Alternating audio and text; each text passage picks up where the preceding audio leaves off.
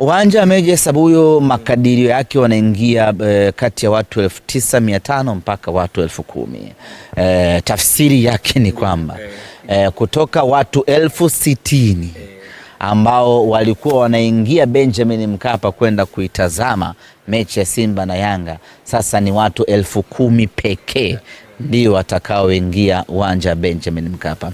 Nini maana yake? Maana yake hapo ni survival of fittest.